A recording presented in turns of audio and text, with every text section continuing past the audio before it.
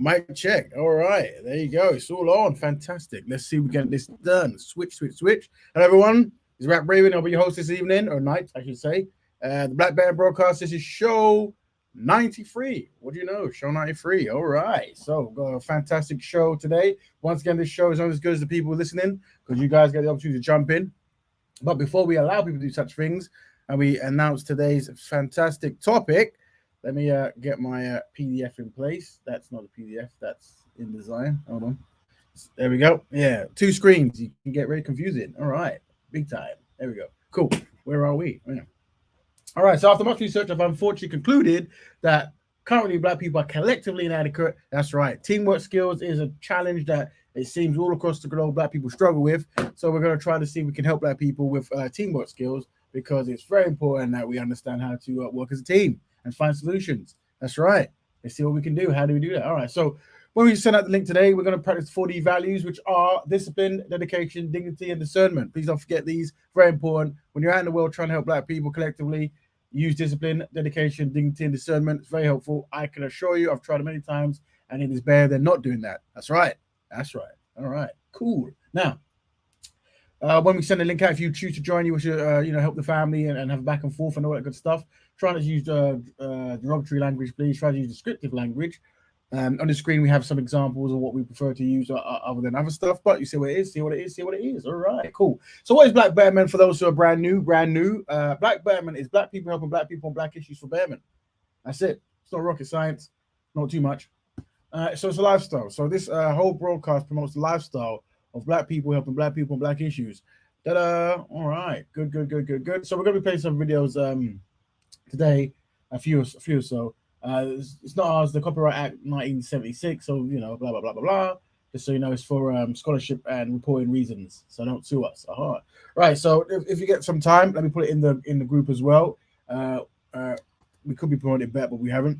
We've got a Instagram page which will be promoting all the social stuff there. So please follow the Instagram page, Black Betterment Building. And once we get a certain amount of followers, we'll start doing some unique content and trying to train people and highlight issues of Black love, Black economics, Black betterment, all the Blacks you can think of. Very nice.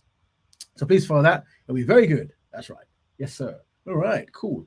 So what are we today? Today we are going to be dealing with, all right, interesting topic. I was I think my algorithm just came up because I'm usually out of the loop, which is never good, but I came across this, and I think it's quite recent, as in i.e. today, yesterday, or the day before, who knows.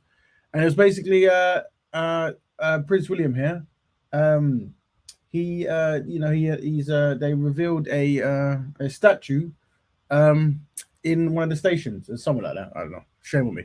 So I've got some videos here to just unpack this. We're going to look at it from different angles, and we're going to see the from different angles.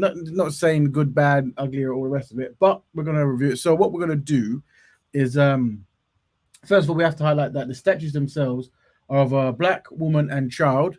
Very good. Very good. This 10 points for this. Excellent idea. I think the same thing. There's a statue in Ghana, I think, of a similar thing. Very good for the community. This concept of Black woman and child. Very good. And it was actually designed by a brother from Jamaica called Basil Watson. I might show his Wikipedia soon. I might not. I didn't actually download any videos of him. Maybe I should do that now. Maybe I shouldn't. Who knows? Well done, bro. So that's the good stuff. Excellent. Anyway, so now that good stuff's out of the way, and we can cover that in a. We're going to talk about why this came out and how we should do it as a case study. So let me just read all this just to make sure the guys listening understand. So the question is, do Black people prefer symbolic gestures over tangible ones? Very important. This is something that we're going to try to learn as a community. The difference between tangible gestures and symbolic ones. And there's a time and place for symbolic gestures, but generally, sometimes it's used as a way to mask any effort towards any kind of big claims or big requests that many Black people have many big requests. And I think this came back because Prince William was touring in the Caribbean. And obviously, the Caribbean, as we said a couple of weeks ago, are getting on cold. They're realizing that actually, there's some tragic things from the past that needs to be, made up.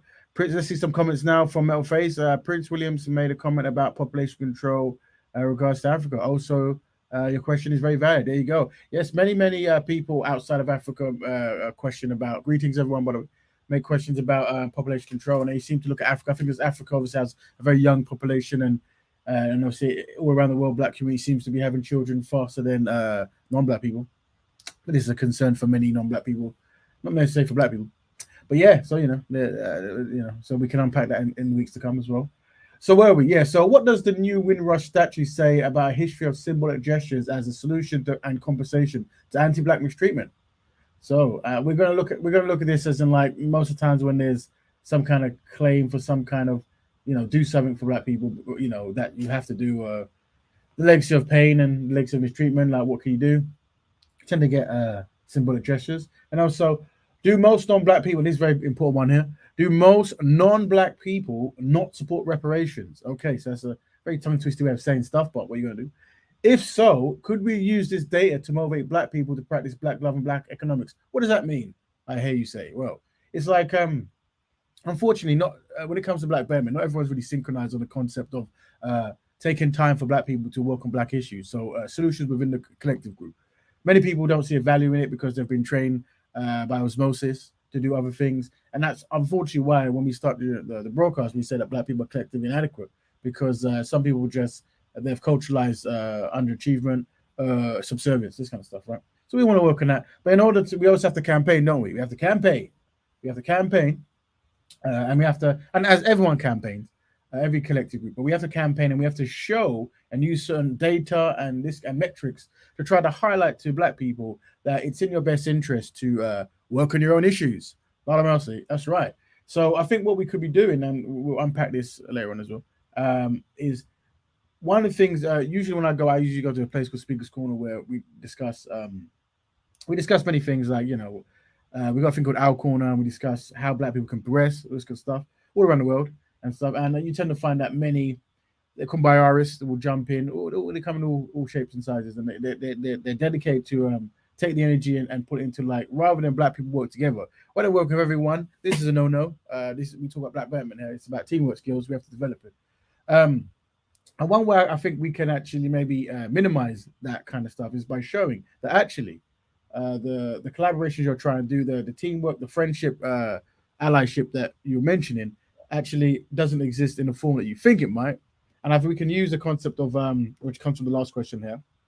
Do most non-black people not support reparations? You tend to find that actually many, if not all, non-black people, especially from the European descent or maybe even Arab descent, these kind of the people who are responsible for like the mass mistreatment of black people, from a collective standpoint and an infrastructure, sorry, they don't support reparations. And why does this? Because the kumbayarism stops there, as in many non-black people are superior to black people when it comes to dealing with their own issues, meaning thinking of themselves first.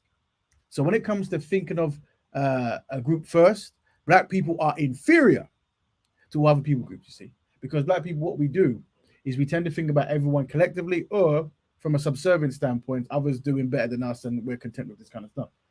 Or individualism. And you mustn't forget this. When it comes to individual skills, black people are very good, marvelous. Taking the football and running with it, overhead kicks, goals from the halfway line, that kind of stuff. When it comes to passing the ball and working as a cohesive unit, that many don't see this value. So we want to work on that. We have to work on that, unfortunately. But yeah, so what we're gonna do is let me just give you a back case study of, I guess, why this statue has been made.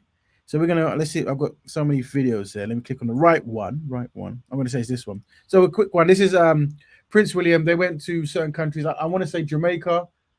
I want to say Belize. I could be wrong. I know they went to Bahamas, but the gentleman will say in the news report. And let's have a sneak peek, Bon Appetit, and see if we can learn from what's going on. History. Rewind. In high spirits on the high seas, the Duke and Duchess setting sail at a regatta in the Bahamas Friday. Right. It's the last leg of a 3-nation Caribbean tour that saw the future king showing off his soccer skills, and the royal couple visiting Bob Marley's home in Jamaica's. So they're in the royal Prince William and his wife are in. They're doing a tour. They usually do this every couple of years. For those who don't know, the the the Caribbean was colonized by the British Empire, and this is the legacy. So this is still an intact institution that benefited tremendously from the enslavement of black people. A lot of mercy. Trenchtown. But the visit hasn't all been smooth sailing, at times overshadowed by questions about Britain's colonial past and its role in the slave trade. There are issues here which are, as you would know, unresolved. Of course he knows unresolved. Of course he knows. The royals met with protests in Belize and Jamaica.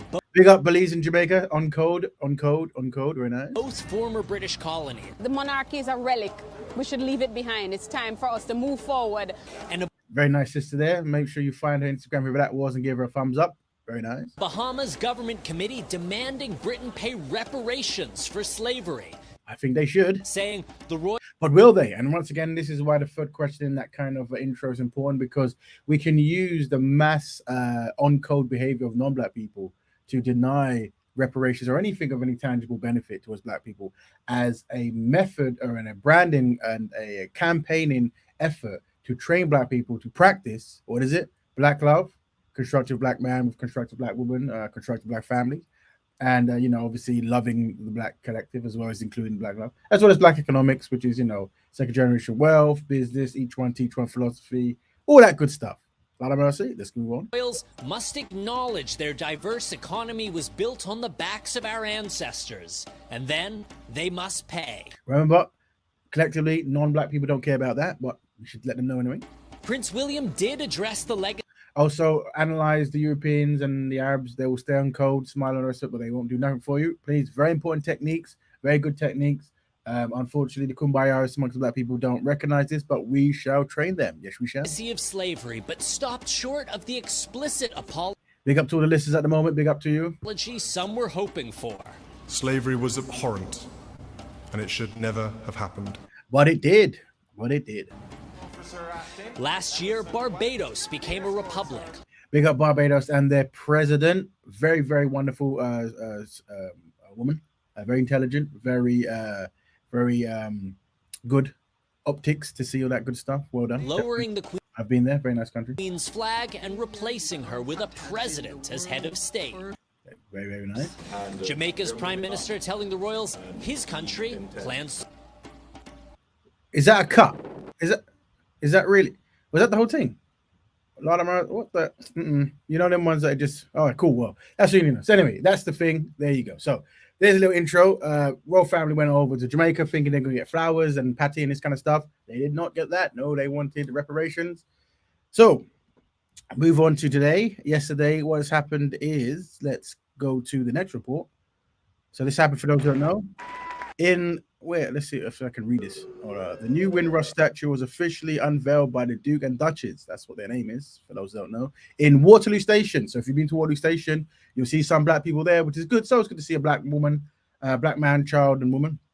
Very important, symbolic thing. I can't undermine that. So big up, the brother who did that. Well done. And he was paid. And I think the project cost like £1.5 million. I hope he got all of it. Would be good. Not that I want to be in the guy's bank pocket like that, but if he did, that's good. So it's good for black people to get paid lots of money.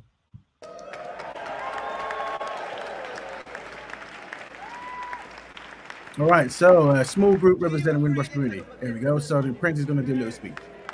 Let's see what he says. National Windrush Monument.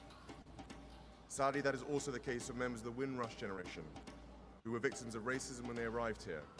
And discrimination remains an all too familiar experience for black men and women in Britain in 2022. So he's talking about black men and women being mistreated in 2022 and when they came there. So that means there has been no stop when it comes to mistreatment, which is good.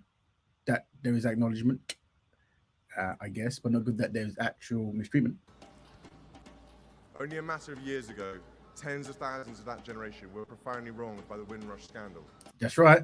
Windrush scandal. They were sending many black people from the Caribbean came to England after the war and this kind of stuff to help build up the country because they were devastated with the bombs and that kind of stuff. There was a European civil war going on between the Nazis and the English, fight over control of certain parts of Europe. and obviously the Nazis lost, but they destroyed most of many infrastructures and stuff of the UK. So they went to their former colonized provinces and countries and this kind of stuff to send the best to come over and help build the country, and they did. Many black people from the Caribbean thought they would come with arms open. That wasn't the case. No, sir. They were mistreated, and as you do. So I guess he's acknowledging that today. That was never nice. That rightly reverberates throughout the Caribbean community here in the UK, as well as in many in the Caribbean nations. Therefore, alongside celebrating the diverse fabric of our families, our communities, and our society as a whole, something the Windrush generation has contributed so much to, it is also important to acknowledge the ways in which the future they sought and deserved has yet to come to pass. That's right. So he's saying that many black people came here for a certain kind of future, certain kind of opportunities, and unfortunately, many have not really achieved that. Some have been sent back. Many have been sent back, which is never nice. And this was a scandal, what they called the Windrush scandal, of many people who were here all their lives. I don't know if some were even born, they wouldn't be born here, but they would be here all their lives from age 2, 5, 10, 15, whatever it might be, who knows. And they were sent back. And then they covered up quite well. This is something that we don't really see in other community groups, but it seems to be very prevalent in the Caribbean group of just sending them back to a country they've never been, or they haven't been since they're children, after dedicating all their life to building up the economy of the UK. But let's see what's happening. Diversity is what makes us strong. Diversity makes us strong. And is what reflects the modern, outward-looking values that are so important to our country. Today, as we stand together to witness Windrush pioneers Alfred and John unveil Basil's landmark monument, we are reminded of our shared history and the enormous contribution of the Windrush generation. All right, so that's what was revealed. So this is what the whole, I saw this on some kind of algorithm share. I said, let's cover that, because I'm saying well done. It's good to see black people as a statue. So it's nice. And it's good that a black man did that and got paid. I hope. I'd like to think so. That's good. So we always want to see things. We always want to practice discernment. And because sometimes when black people see certain things, we like to, we always like to take the negatives and, but I say when we practice discernment, we want to make sure we're very kind and to black people in all aspects, to make sure that we recognize hard effort and opportunities and mention that. But then now we can break down the other stuff, which is, is this symbolic gestures? Like, they were talking about reparations and you have a statue. Okay. Might be a bit more than a statue, but then the question is, what does the new Windrush statue say about the history of symbolic gestures as a solution and compensation for anti-black mistreatment? Do most black non-people, I don't know, it was top one. Here's top one. Do black people prefer symbolic gestures over tangible ones? Do you see that? Do you see a pattern of that? Do you see that there is a lot of that going on all over in the diaspora, like when it comes to payments or recognition of a past or mistreatment, that actually symbolicness was pushed forward and this kind of stuff. Right. So what we're going to do is we're just the idea. Let's just read some of the messages. The idea of this country being called the mother country. Yeah.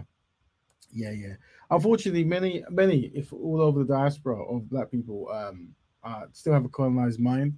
And I guess one of the things that I try to do is, I think the main primary for me personally is the concept and the idea of teaching constructive ways of how black people can work with other black people to deal with black issues. I really think it's lacking. And this is holistic. I think it's just going across the board. I really see black people as in a very dire situation, as in like the basics of even knowing how to be a team seems to be wasted on us. But this isn't a surprise, as you know, if you follow me and my journey of public speaking and stuff, you'll see the non-black people who are very good at getting on code and confusing black people. And then obviously, if the subservient nature that many black people unfortunately have, this goes on, and it can be easily confused and do things that might not be in the black people's best interests. Cool. So what we're going to do, we're going to listen to look and listen to the way both African and Caribbean people act towards each other. Yeah. So what you can always observe from that, more so in the past as well, but also current, is black people when they get together, who are from different parts of the world, are more likely to find issues with each other than the legacy of the people group who might have benefited from their downfall, enslavement, mistreatment, gentrification, and all the other shins. Yeah. So yeah, this is something, but this is why we're teaching a Black Betterment, Pan African, B1, Black First, all the words you can talk about. Where the conclusion is, Black people constructively work together to find a solution, and how we can campaign for that. I'm putting forward that staying calm when you're talking to Black people is very important, but also highlighting that ask all the people who you want to ally with, do they support reparations?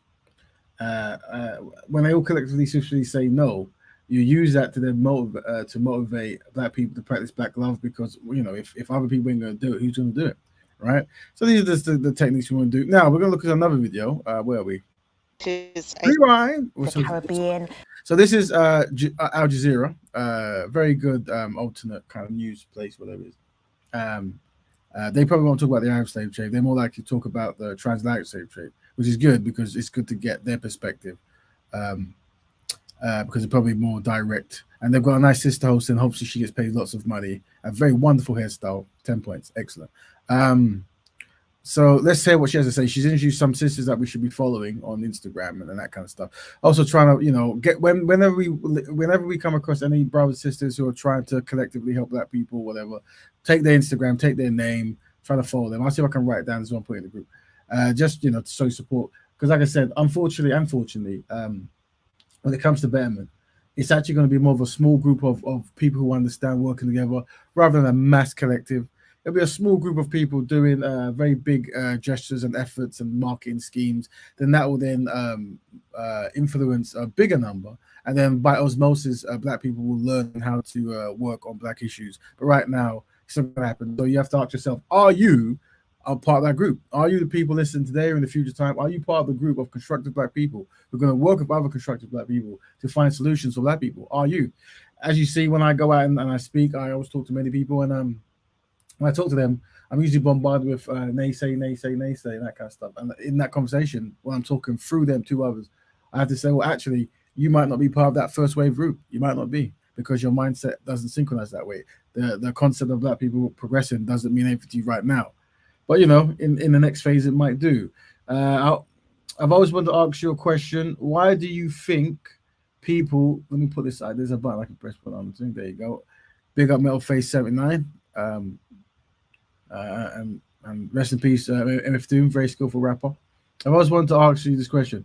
Why do you think people do not want to understand or embrace your concept of Black Betterment? Well, the thing is, that's a very good question. I'm sure to that.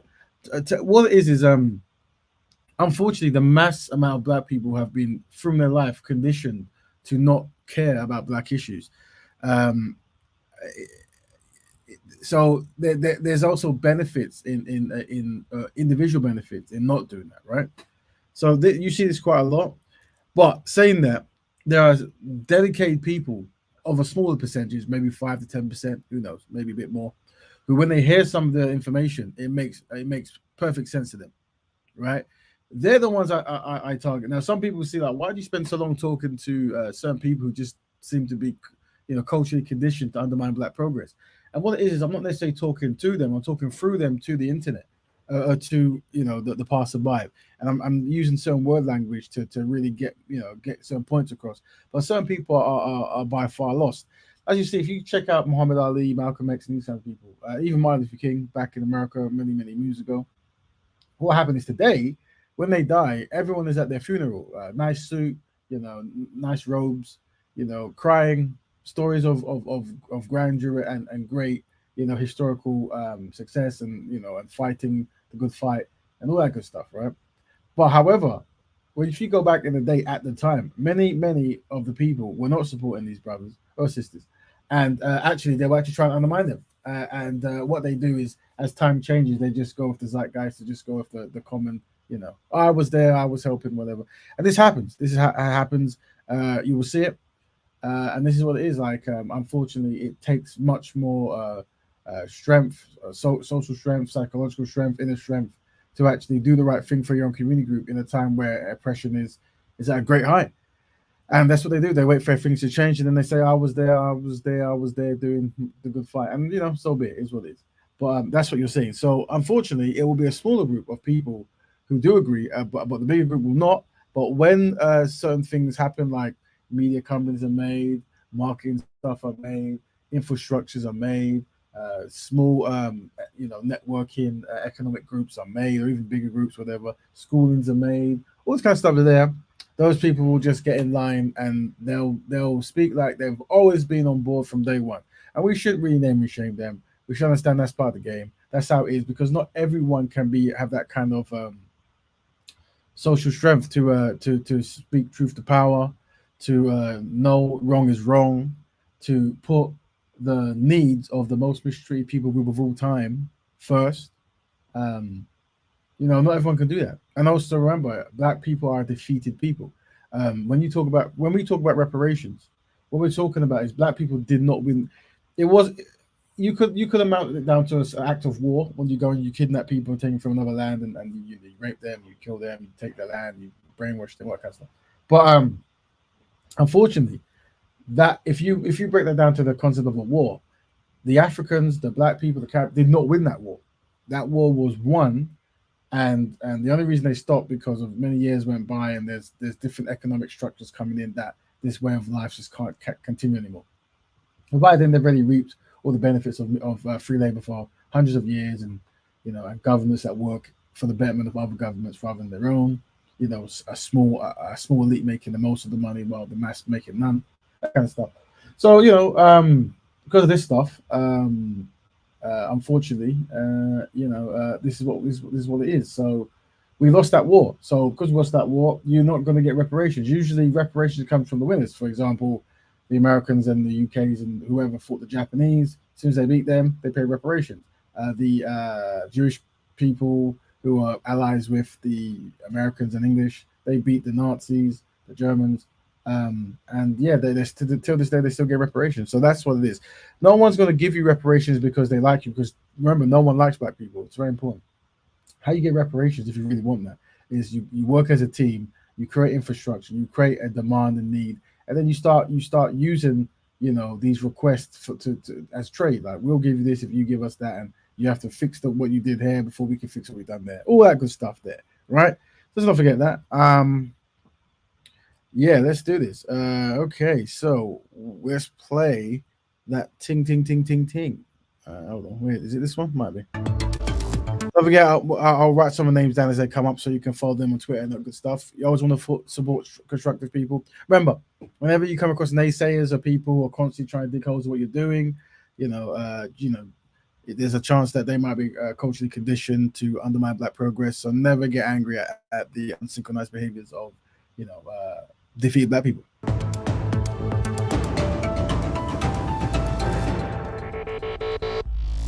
Hi, I'm Femi. Okay, welcome to the stream. Today we're talking about slavery reparations, former colonizers, and what potentially the payment of reparations could do in terms of institutional racism and racism around the world. Have a look here at my laptop. Just a reminder about the transatlantic slave trade. This is a timeline from the transatlantic slave trade database. Those slave ships that you see crossing from the African continent and back through to the Caribbean and North America. They are Portuguese and British and French and Spanish from the Netherlands, from America. Gives you an idea of the height of the transatlantic slave trade and what it meant. An estimate of between 12.5 million people and maybe up to 20 million people from the African continent were enslaved. So two questions that always come up when slavery reparations are talked about. One, nothing to do with me, nothing to do with my government. I wasn't around at the time. I'm not responsible. And yeah, there were some other videos I downloaded of similar people of European descent saying similar things and that kind of stuff.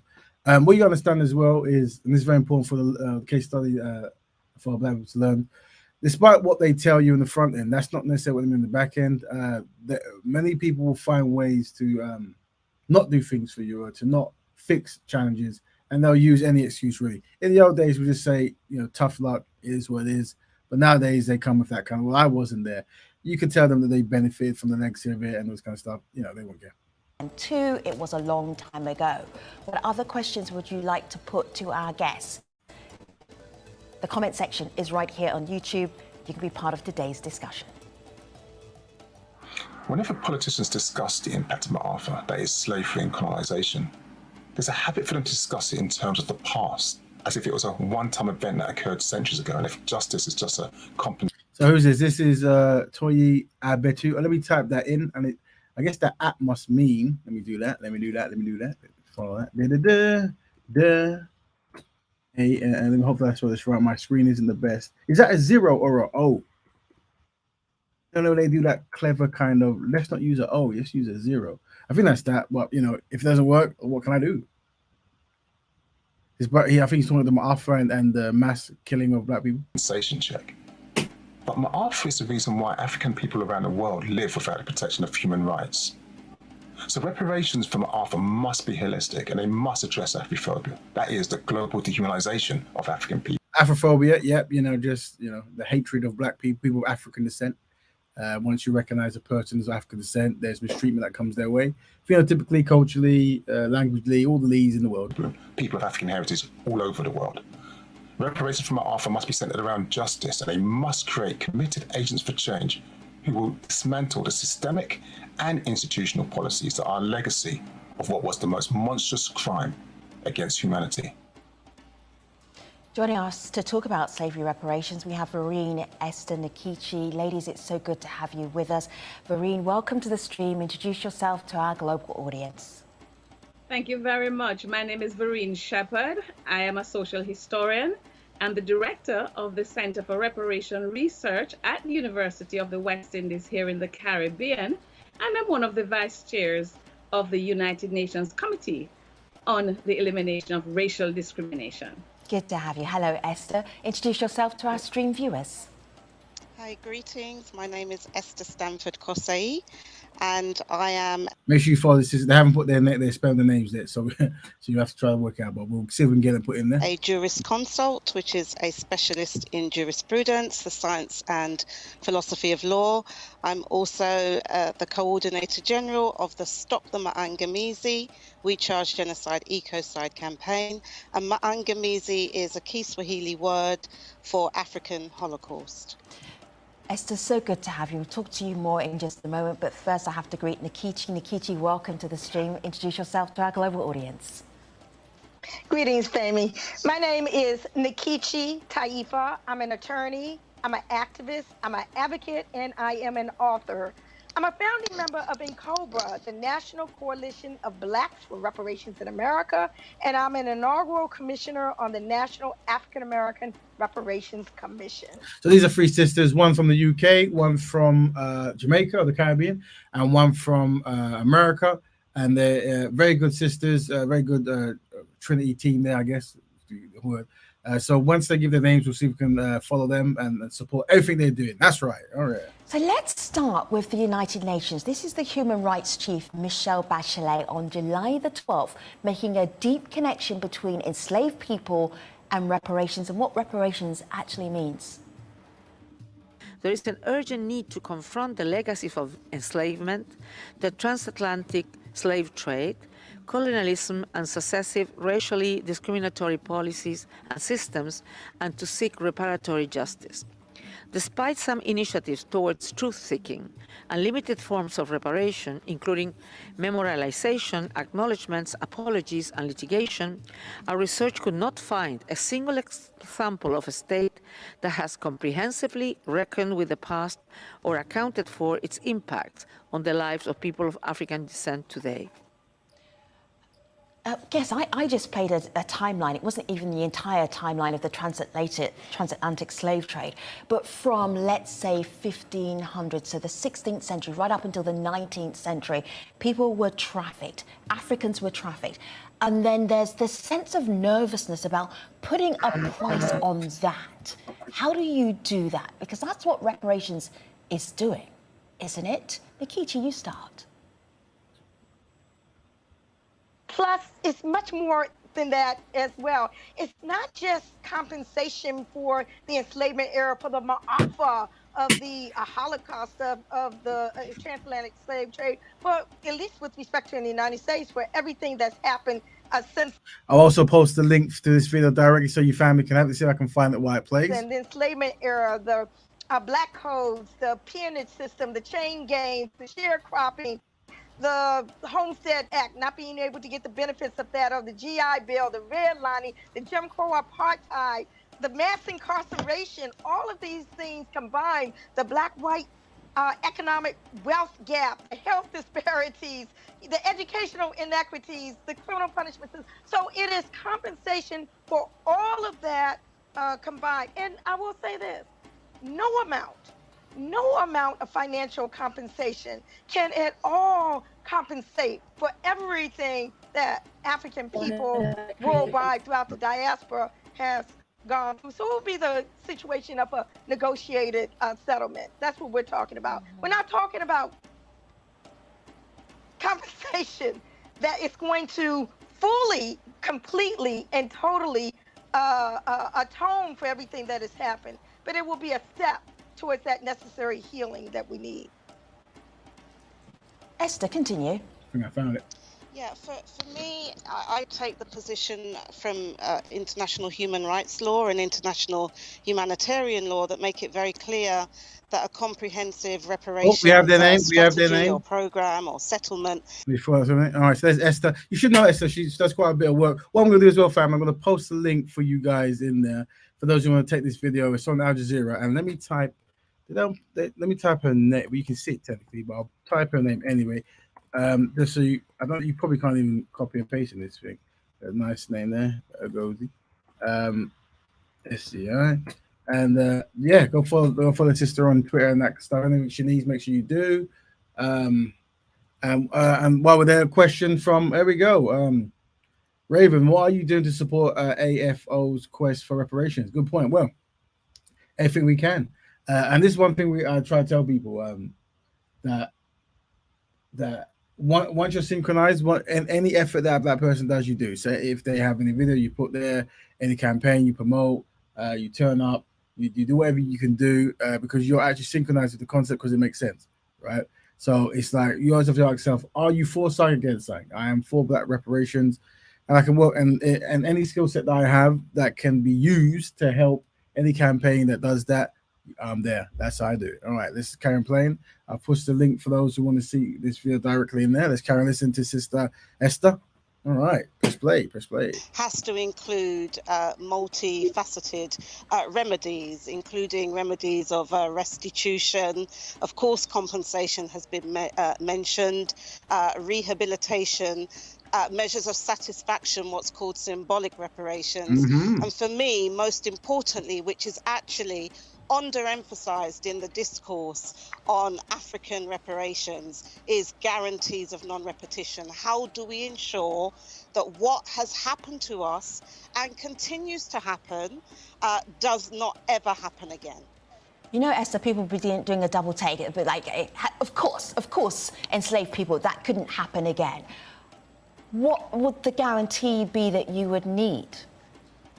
Well, it's not just about enslavement. Actually, the crimes of the Maangamizi continue to this day. We're talking about racism as a direct legacy, anti-black racism and its specific form, known as Afrophobia, which Toyin spoke to. And actually, we're talking about colonization, neo-colonialism. So there's a whole range of violations and dispossessions and displacements of African people around the world which require repair. So restitution could mean any number of things, including the right to restoration of our own group rights, our own individual human rights, the right to a nationality, the right to a homeland, as opposed to being referred to as an ethnic minority. I'm just looking here at my laptop here, Vereen, a headline that caught the world's attention. Jamaica plans to seek reparations from Britain over slavery. And then Ron says underneath that story, posting this for us, go get it. It won't change the past, but it could positively affect the future. Ron gets it. Vereen. Ron gets it, and many people get it. Our panelists get it, and I'm sure lots of your listeners and your viewers get it. But can I just say that this is not new. Jamaica has been on this path to seek reparatory justice for a long time. I think now that we are a part of a global movement, it is appearing as if this is something new. But remember, when we talk about reparation and the fight for freedom and liberation and rights, we have to talk about from the very moment of conquest, colonization, enslavement, the trafficking in our ancestors, the post-colonial harm, the cashless emancipation. All of these things have this movement has a long genealogy. And so it's a continuous movement towards. Please don't forget to like and all that good stuff. And please remember to follow the Instagram page, which is in the link as well. Very important. We're going to build that up so we can promote more Black Betterment stuff. If there's any topics you want to hear about or talk about, let us know, because it is a community-led initiative. Black Betterment is collective group concept. There you go. It's Karen listening. A settlement, which has not yet happened. So Jamaica, in fact, in 2009, formed the National Commission on Reparation. It's called the Council now. And CARICOM, there's a regional Family, I've sent the link in the group as well. If you wish to join the broadcast, by all means, jump in. Commission. And also, Jamaica is part of that. And Rastafari have been carrying on this fight for a very long time. That's nothing. When it comes to helping Black people, having collective groups whose ideology and lifestyle is dedicated that way is very helpful. That's why we always have to big up the Nation of Islam, the Rastafari movement, and any other group where it's baked into the fabric of their movement. Because unfortunately, if you do not have that kind of way of thinking, naturally you will not stay synchronized. You will go the other way. That's why Black Betterment, the fundamental rules of the lifestyle is Black people helping Black people on Black issues. Naturally, as you say, these people will try to subvert elsewhere and have a kumbayaris mentality and stuff. No, sir. This is the only way from my study that Black people will progress at a rapid rate, and that is to take a self-interest in betterment in all things Black and productive and constructive. Yes, all right. Listen to the sister. In Jamaica, outside of Jamaica. So I just want to say it's not new, even though there's an intensification of the movement. Because the more people say, no, we're not going to talk to you, the more we're insisting, yes, you must talk to us, and you must do what my colleagues have said you're to do. Apologize, which has 3 dimensions. You accept responsibility, you commit to non-repetition, and you commit to repair. And we're waiting on all of those. And actually, I want to just hop in for a moment if I can, because I want to agree 100% with my sister, Vereen. Reparations is not new. In the United States, the concept did not drop from the sky with Ta-Nehisi Coates' article in the Atlantic magazine, The Case for Reparations, or even recently with Nicole Hannah-Jones and her 1619 project that talked about reparations in the New York Times. Reparations is a long-standing issue of international law, which the United States has actually participated in from the time of the end of the enslavement period. Reparations were in fact paid in the United States. They just weren't paid to Black folk. They were paid. That's what you gotta remember as well. Whenever people tell you they don't want to pay stuff, you tend to find that they've already done these concepts and ideas to other groups, just not Black people. It's very important to remember that collectively Black people have no friends. This philosophy is very helpful. Exactly. Slave owners for the loss of the so-called, yes, property. I want to jump in on that because you're absolutely right. So that's what I see. What you understand, especially for the unsynchronized Black person, you spend a lot of Black people who talk about kumbayarism and that reach outism and that kind of stuff. And it's only really Black people do that generally. It's something that needs to, the goal I would say at this point now is how do we create campaigns, and which is what we're going to lead on to make Black people put Black issues first and make that make sense in all areas of people activity. I'm saying it's been going on for a very long time. We're just naming it different things now. But it's okay if people come to the movement at different times. It's okay. We welcome everybody. It's a big tent. All are welcome, and all has all people have a place. But yes, those who were paid were not our people, and therefore we are pressing for. As you know, when slavery was stopped, the enslavers were paying, not the enslaved. Compensation, but as a part of a development plan in the case of the Caribbean. So, guess I have a question to ask, and I'm going to ask this question via Pamela Denise Long. My question is that often in this reparations debate that has been going on for a very, very long time, as you point out, Farine, that it seems easier for people of colour, for black people, to see why reparations are necessary. Not just money, but an entire plan, okay, of reparations. And it seems very difficult for people who aren't black to see this, and I'm curious as to why. Here is Pamela's, she just does a whole list of why it's important, why reparations are important. Have a listen, have a look. The United States must pay reparations for chattel slavery to Black American descendants of U.S. slaves due to outright neglect and harmful policies like redlining and mass incarceration, including Biden's law. Black Americans have 1/10 the wealth of white Americans. As a descendant of slavery and parent to an 8th generation Black American, a just reparations plan for us includes cash payments for 400+ years of stolen labor and racial trauma experienced by me, my child, and your ancestors. All right. So, Esther, as I predicted, I'm getting the questions that I mentioned that I was expecting at the top of the show. Ethos, we are talking many years ago, though. So I'm assuming they're going to read stuff from non-black people, or maybe black people, who knows? I'm assuming. Peggy, we should not have to pay for something we had nothing to do with. Why is it difficult for people who aren't black to see that reparations has a place in 2021? Because it's on code behavior. It's the superior-minded, team-based Europeans or Arabs or whatever who are superior to black people when it comes to working as a team, and they realize that it works in their best interest not to pay for the crimes of the past, so they don't want to do it. Once again, these whenever you have the kumbaya-ists or the misogynists or these kinds of people who come and that's all they want to promote. We're all in the same boat, that kind of stuff. These are the bigger questions, the tangible questions. Remember, from the historical enemies of black people, you will always get symbolic stuff, which is what the show is about, symbolic, right? But you'll never get tangibles because, remember, collectively, black people have no friends at all.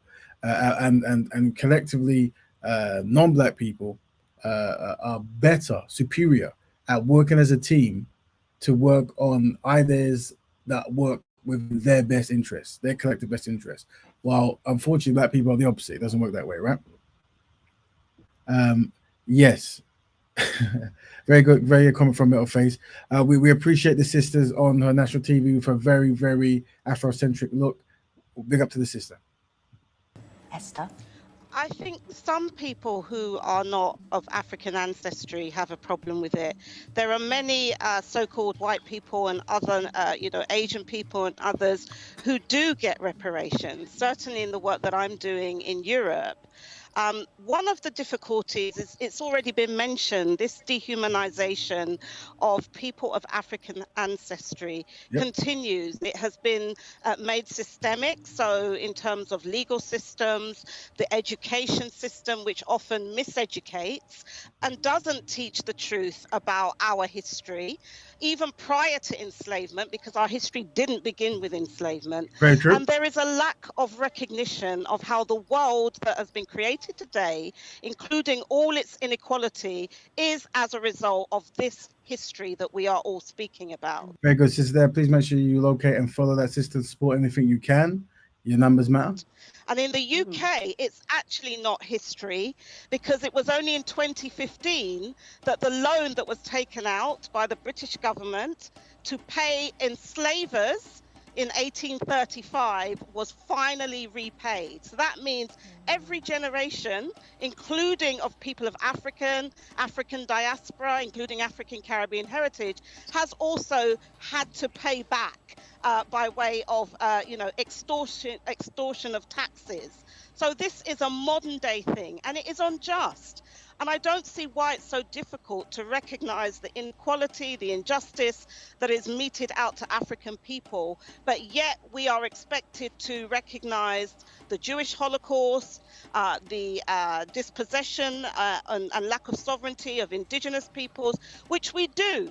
But then we are also human beings too, and we must assert our right to be recognized as such, and also our right to a remedy and to repair. And that repair must be full and holistic. So let's talk about reparations. How do they work? There have been some examples. Institutions, organizations are doing their own reparations. They're saying, yes, we were complicit. We understood that we benefited from the slave trade for chattel slavery, and this is what we're doing in order to repair that damage. Nikichi, give us some examples from the United States. Do you have any? So let me just say this first. The harms from the enslavement era and beyond were multifaceted. Thus, the remedies must be multifaceted as well. Just recently, there is a jurisdiction in the United States called Evanston, Illinois. They used a very creative way of atoning for the past. They used tax revenue from their legal cannabis industry to fund reparations projects in that city. Issues that stem. All right, family. What we're going to do now, we can, if you want, we can carry this in. There's probably like 4 minutes left, but we'll leave it for now. What we're going to do as well, just let's recap of why we're here. Why are we here? Oh, where is it? There we go. Why? Was that there was another guy, but we won't play the video now anyway.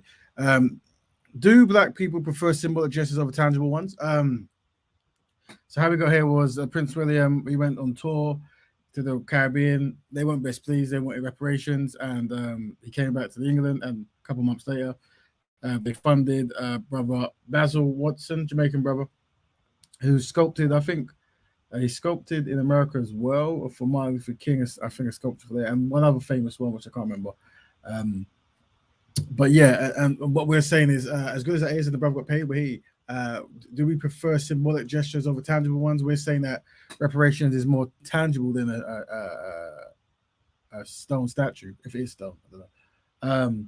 But what we're gonna do is, just because we always like to show the dynamics of everything, let me share. Hold on, stop screen, yeah, and you go share. Hold on, where are we? Share screen. There we are. And then it should be a picture of a black man. Yeah, that's a good one. Let's make sure. Fantastic things there. Share. So this is brother Basil Watson. He's the brother who did the actual thing. So we're listening to 1 second and 1 minute of him, just so you know who he is. Follow him, support him, get him work, all that good stuff. You know, let me turn the sound on. Rewind. That's what it says. So this is the brother who did the statue in Waterloo about very good concept. Black woman, black child, black woman, black child, black man. Very important concept for the black family. I was born in Jamaica. Lived the first 44 years of my life in Jamaica, and came to the United States 19 years ago. I studied art, and the first half of my career was in Jamaica. I studied art at the then Jamaica School of Art, now the Edna Miley College for the Visual and Performing Arts. Well, my visual approach is using within my design 2 basic elements. One, the figures, because I am basically a figurative sculptor. And for those who can't see, there's it looks like it must be, it's 3 meters high, made of bronze, patinia, bronze, medium. And he's made this, and it's in Waterloo, and it's of a black woman and child. They stand on suitcases. I'm using the figures, the man, woman, and child, representing the family. Very important concept. Moving forward, this concept will probably be under attack to rebrandish. The concept of family is very important. How to produce black people is very important. And also it contributes to black economics as well. But let's not forget that. As probably the main element as they aspire and climb.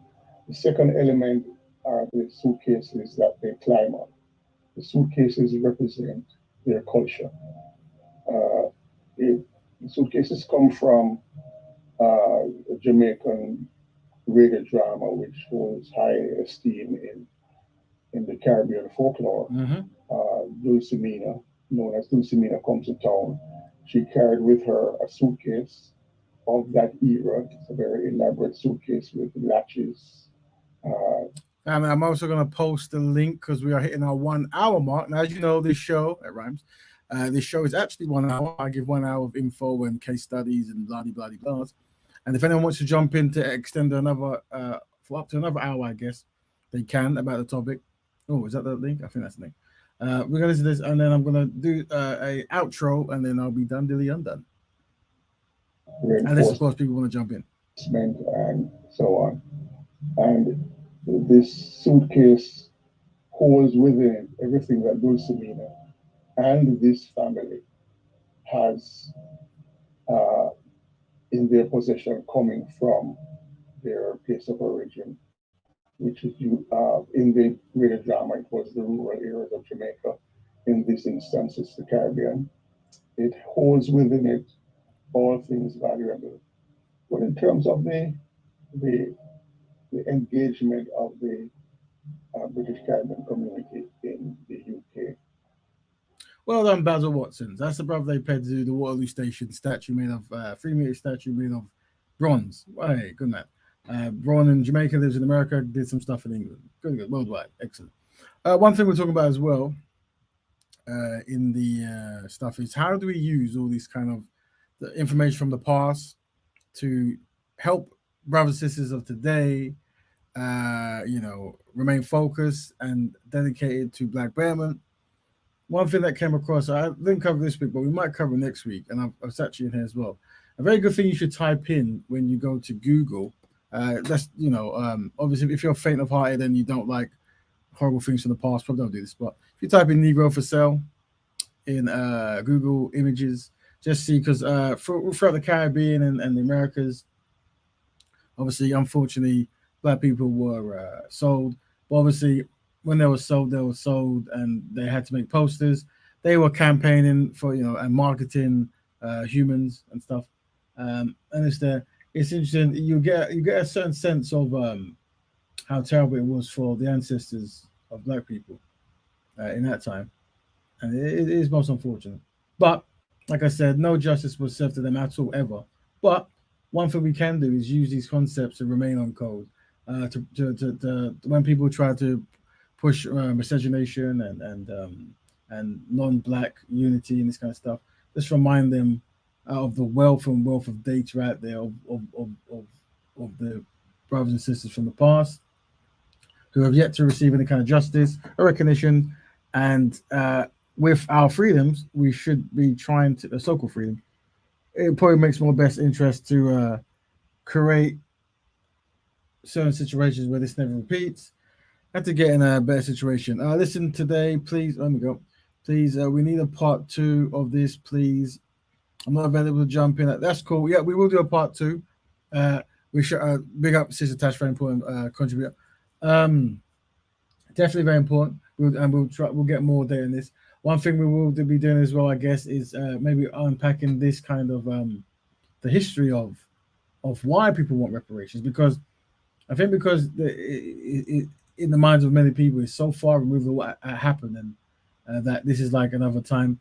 Even though the legacy of this still today, I would say the legacy. I think there's like a confusing state when, for example, I mean a lot of people don't like when I do. So what we look at a moment just before I ship is the many things about Negroes for sale, Negro wrench. That's what they call Black women. A lot of unfortunately teenage girls and boys were used for sex and all sorts, whatever. To be sold, a likely Negro boy, about 9 years old, who has been, can't read that, it's too small, who has been in the country about 2 years, talks good English, a choir of, I don't know, that says E something, and it might let us put their names. What's this one? 204 choices of slaves. Is this caricature of probably Negro minstrel wigs? That's something they're selling. Okay, where are we? Negro Mart. This is when he sells. Okay, general store for Negro. Okay, Auction for sale. Okay, what are we looking at? What's this? So that is all right. Cool. Negro for sale. Anyway, blah blah blah. Well, what are we doing? Very nice. Monday. What's this? Public sale of slaves. Franklin Court. 3 Negro men, 1 Negro woman, and a small child adopted. 1 Negro woman and 2 children. So they were selling women and children. 6 months credit and interest from date of purchaser given bond with security to have the force and effect of reprieving bond. George G. Okay, cool. Right, so that's the history of there. Okay. So what was I saying? Right, it's a very important topic. Seems a lot have been pushed away from. Yeah, I think what I'm trying to do generally is having one of my goals is to have Black people speak in a way that's in Black people's best interest. I don't feel that people such as myself who speak about Black love, Black economics, and this kind of stuff should be the odd one out or the person who should be made to feel like this is a weird, wacky concept. A lot of people think I'm when I do my case studies that I'm just swinging in the dark. Where is my thing? Hold on. This should be. I got rid of it. Stop share. Hold on. Give me 17 seconds, family. 70 seconds. So what we here do, we look at case studies. So we have to look at like the achievements of Black people. How is that working when it comes to learning? When it comes to the economic business that's owned, we have to look at things like, is there such thing as historical that were Black areas? Are those areas being gentrified? Are Black people owning any stock in that area, owning any kind of like establishment? Does the money circulate in Black areas? We see all over the world. There seems to be something going on there. Of course, anti-Black racism plays a part in it, but also Black ignorance as well. Is anyone aware that there is a law left on that they could send us back to our fatherland as the brother country? I'm not too sure about. Maybe I'm not too sure about that. I think we mentioned that last week about something like that, sending people back. Now he's teaching AS history, swinging in the dark. Okay, so that's Brother Stanley. Welcome, Brother Stanley. Just so you know, we do have brothers and sisters here who, and this is very good. I do say we should study the trolls and the anti-Black and the unsynchronized Black person. And what we should do. I do try to invite like anti-Black people on show and stuff. But the only problem is because of the emotionalism within many Black people, it becomes hard to talk to them because it's emotionalism overload. But what we want to do, just as a case study, is really dive deep into the mind psyche of like what is it that makes someone so unsynchronized, someone who can like I've just shown you a whole load of documents about enslaved Black people and stuff, right? That happens all throughout the Americas, from north to south, and no justice received for any of them. But yet you have Black people who are dedicated to undermine Black progress, and it's like, is that a normal thing? And a lot of these people are not actually directly funded by the enemies of Black people. They actually have been self-programmed through osmosis to do this, you see? And it's very like, for example, this brother Stanley now, very good brother. We wish him well. We know he's a troll, but we wish him well. Now he's teaching ADOS, which for those who don't know stands for American Descendants of Slave History. So with him, it's like, if you're not in the Americas, don't talk about it. But really, this is a cover-up. When I go to Speaker's Corner, you come across many Black folk who just the concept of uniting with other Black people, just the concept of Black economics, just the concept of Black love, it's threatening. And we have to dive deep into the psyche, the brain computer of Black people. Where is the origin of this? Like, where has the program been so good that whenever a unsynchronized Black person hears or sees Black people trying to better the collective condition of Black people, it must be thwarted, it must be prevented, it must be circumvented. Very important, very important, very important. But there are many. But obviously, we also have to keep in mind as well trauma, as well as mental challenges as well. Right, what we're gonna do. So before we go do the Odo, I'm just gonna. I haven't updated it yet, but for those who don't know, what anything new in here? Where did we get last week? I can't remember. Very nice. Oh, excellent. Da, da, da. What are we doing? All right. So one thing we will be promoting as we move forward is the Black love concept. We want to promote constructive Black man, constructive Black woman. We want to definitely want to make sure that when we get around media stuff, and that's why we have to big up to the brother who did Basil Watson, who made the statue of the Black woman, the Black child, and the Black wife on top of the suitcases on the Broadens thing. Even though it was symbolic gesture, it was a good symbolic gesture in the sense of whenever you give Black people money, I think Black economics, Black love, these are good things to highlight the strength of the constructive Black man, the constructive Black woman, make a constructive Black family.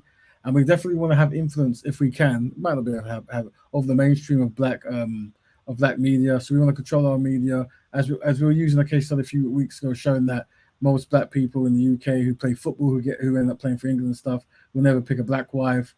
On the screen, you can see now that so far 21 from 70s and 80s and 90s versus only what's that one? 5 from there. And then in the modern time we've located 39 brothers I should say, sorry, from who played for England. But let's use this as a case study. We have 39 wives, while unfortunately only 7 so far. So what we're saying is the idea is to not look at this and go, oh no, not this Black wife thing again. It's more so studying the collective psychology of Black men and women, and seeing that whenever we see behavioral patterns that don't work in the collective best interest of Black people, how do we come together to create campaigns to change that? And I think that's why with the starting of this actual broadcast, so I can quickly skip. I should probably to go straight to the top.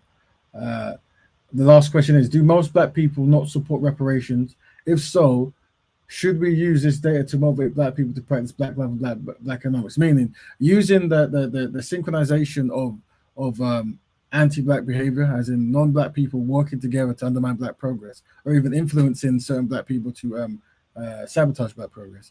Use this as a great method to practice Black love, as in, like, if we don't do this, no one else will, and the evidence is there.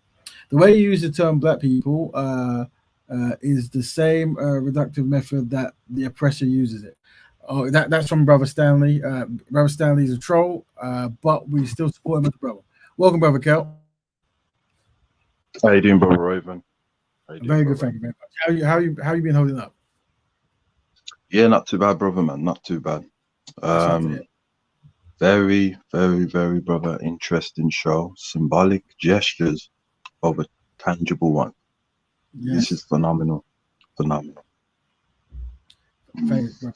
So what we've been studying, for those who's jumping in now, is basically as recently, a few months back, the Prince and the Prince of England and his wife went to the Caribbean, and the Caribbean, many of them were gone cold and started wanting reparations, and this made the Prince's travel very uncomfortable. As he's come back, he's hired a brother known as Basil Watson to make a bronze statue of a Black woman child in Waterloo Station to represent the windrush generation. Now, we identify that as symbolic. However, we are very best pleased that there was a Black man they hired, and I know it was about £1.5 million that the project cost. I hope he got all of it. I have no idea, but so it's always good when Black people get paid, and especially when they highlight the Black family, Black love. Very important. But however, outside of that, we do recognize that these are symbolic gestures, and these are not the tangible reparations that people ask for. So we're just training the brothers and sisters to be aware of that and not to be completely bamboozled by a statue. Although it's a very beautiful statue and done by a Black person who was paid. Oh, that's good. This is discernment. We can break down goods and bads of certain situations. Yeah, first of all, bring up the followers of the Black audience. Much due respect to them. And also, brother, it's, to politicize with a scientific analogy, brother, we definitely have to control our dopamine, because this happens too many times. Yes.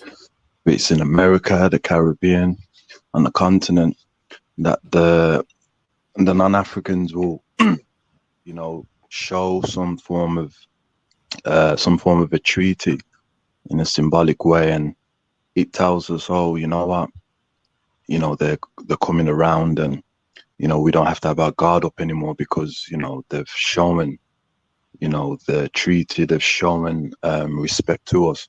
And then while our dopamine is fixated on that, then they come behind us and rip and tear everything apart. and then we'll end up with nothing again. So we definitely have to codify this, man. You're absolutely right. Definitely, good point there. As in, like, one of the things I was saying is, and it would be good. I mean, at some point, in a controlled environment, speed corner happens a lot, but it'd be good to literally just really break down that process of the unsynchronized black person who you're like, through seeing a gesture from a non-black person, their enjoyment dopamines and that goes so high that they can no longer even remember, like, you know, what tangibility looks like. You know what I mean? As in, like, that gesture alone is what is like fixated in their heart. So it's just something we can work on. Hopefully, and study. Salute, Melfe. I see you next week on Ravens. Okay, right. Oh, now I know people say we shouldn't focus on trolls and stuff, right? But once you're aware a person is black and they're dedicated to undermining black progress, as long as, and we mean this in the most correct way, as long as a person's mental ability isn't too compromised, and because obviously if someone is mentally compromised, we will offer them guidance and direction to better themselves, whatever. But it is an interesting thing that we should try to unpack, as in, like, this concept of being in a group of a show that is identifying the shortcomings of black people, trying to find solutions, only to find black people who try to undermine it every single step they can and can say nothing positive. And that's something we should do. One of the trainings we want to do to the brown sisters as well is make sure, I hope you can use me as an example, you never get angry, you never become emotional. That's right. You know beforehand that this is the programming, this is what it is. One thing we're going to be doing next week as well is we're going to be looking at all the unfortunate many things that black people have gone through. And one thing we're going to start with is looking at Negros for Sale, which is like a whole load of documents where they were selling black people throughout the Americas and stuff, and seeing what the age range, groups, what they went through. And hopefully we can use this as a way. And there's another thing. This thing I was going to ask for the family as well. The Jewish people, they've got this saying, never again. It comes from a poem, but the Jews have, and they use it to remind them that because the Holocaust happened, it can't happen again, and they have to come together to deal on Jewish issues. I think if we haven't already, we should have that. We should try to create our own one, and that could be our homework if we're not already. We're not going to use the same one as Jewish one because they've got that. But I think if you guys want to get any homework, I mean, you could do it now as we speak. What could be a nice slogan or message that we could say to remind us that collectively, even though that itself is a slogan, black people have no friends, we have a history of mistreatment, non-black people are always on code when it comes to undermining black progress. What slogan could say? I'm thinking, I've been thinking of some, but I definitely would think the word ancestors should be in there, but that's just me thinking out loud. So if you want a homework family, think of something, a slogan that we could have, that we say whenever we are talking about black progress and we have trolls and other people speak, and we can say a word that motivates us to stay focused on why we want to practice black love and black economics and black better. I believe the sad thing about it as well is that because we haven't controlled our dopamines, you automatically become a symbolic product by the non-Africans that they can sell to non-African people as well as African people to also dismantle our betterment. And it's very interesting because being volunteers for that, even though, and as I always say, that you don't have to believe in black betterment, Pan-Africanism and that. But one thing that the non-Africans will tell you is that we will never help you sincerely. So one way or another, you're going to have to, whether you call it black betterment or whatever, connect with black people to formulate a product called black betterment, to sell it to our people for the betterment of economics as well as security. But definitely, it's either you being a product of the non-African people or a product for your own people. We have to ask ourselves, which product do we really want to be? I hear that. And that's a very good point about the insincerity. And I didn't get this week, but we've done it in the past. And that is, you'll see a consistent theme of whenever that the talk about reparations is there, you'll get little to no support from non-black people at all, and that's right because they're on code and they have their own kind of needs and stuff like that. I mean, I've typed into Google here. I'm just looking at my own, and I'm seeing there's a lot we can cover on it. Like, and I say consistent theme. You know, black person saying they should, non-black person saying they shouldn't. Blah blah blah blah blah. Yeah, very interesting. Very interesting. All right. So also as well, Brother Raven, is that when we look at strategies of the invisible power, which the non-African people use, is that it's a shame that because we are very charismatic nation, African people, African descendants, is that they will look for certain types of boxes that will campaign their product.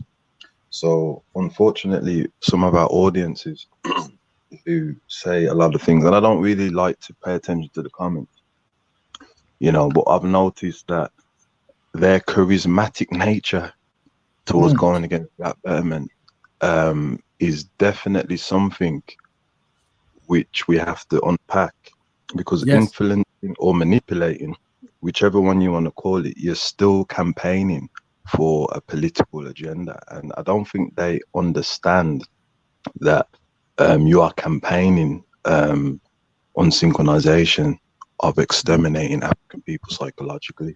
I don't think they really get it, to be fair. Yeah, it's interesting. So those trolls out there who might be listening, and let me not say trolls because maybe you said you're dedicated to these concepts, whatever. Let us know in the forum. What is it that motivates you to undermine Black progress? I mean, we've got a list of reasons we know, but we can't actually individualize your particular journey. So if you're a Black person out there and you come across Black people trying to come together to pull together resources and promote Black betterment, Black economics, Black love, this kind of stuff, what motivates you to undermine that? Let us know. That'd be very. I mean, if it's just fun trolling and you get a kick out of doing it, but we will, like I said, we use this show to actually study stuff. And once again, hopefully one of the things you can learn from watching us and observing is how to remain calm, how not to be affected by unsynchronization, just literally have a case study mindset, you know, that kind of stuff. It'll be interesting to know. I mean, maybe what I'll do, maybe this Sunday, I might try to cover it on Speaker's Corner side. Because for those who know, I'm going back to Speaker's Corner. Big up COE Speaker's Corner. There's a new channel called COE Speaker's Corner. Google it and follow it. His old page, he doesn't use it as much, but he still's got a new one. But what are we doing? We've got our corner starting up. We've done it for 2 or 3 weeks, whatever. And maybe one topic is to ask the unsynchronized Black person, like, what motivates you? Obviously, there is those who get paid, so we understand that, so that's fine. That's something we can tackle. And for those who are wondering, if this such a low scale grassroots stuff, how are people getting paid? And I can unpack that for you now. Right now, what's happening on YouTube? A lot of people are making content, and what happens is with these content, you can actually now, once you get a certain amount of followers, you can request to have people pay for you. As in, like, they when you do your lives, they give you money, £10, £20, £100, whatever it is. And historically, there was many unsynchronized Black people who were doing it deliberately, were being paid by the enemies of Black people to have a certain narrative, because it's easier to shut down the needs and wants of Black people using a black face than using a not black face. If that makes sense, right? So, yeah. Question: Are you? I'm not part of COE. I support COE is a Black-owned Speaker's Corner documentary channel, and I support him in him progressing and making a job from the things he's doing, and he does a very good job of that. And I sometimes appear on his channel speaking to Black people about Black betterment. That's why I'm not actually part of the COE team. The African descendants have to understand is that there's an old ancient type of strategy, and it's called poeticizing, or making yourself an image The tactics of that is that sometimes the image or the symbolic can appear to be from something that you're familiar with, or something that surrounds yourself with your energy. And if you are not aware of that, your dopamines can actually accept that very quickly, and the poeticized image or object can be your downfall. Unfortunately, we know in America, the African descendant Barack Obama, many of the leaders as well, and also things like the symbolic product of gentrification, which is happening in the UK as well. Anytime you see new buildings and new ethnicities, especially from Asia moving in, it's meaning that we're being out. It's happening in Birmingham. It's happening in London as well. So these types of things, we have to understand these symbolic type of gestures look very fantastic. Like, oh, we need to live in this area because it's going to better us. But at the same time, you have to understand the agenda of it. Imageries has been used for propaganda. We have to understand the media propaganda. Yeah, it's true. That is true.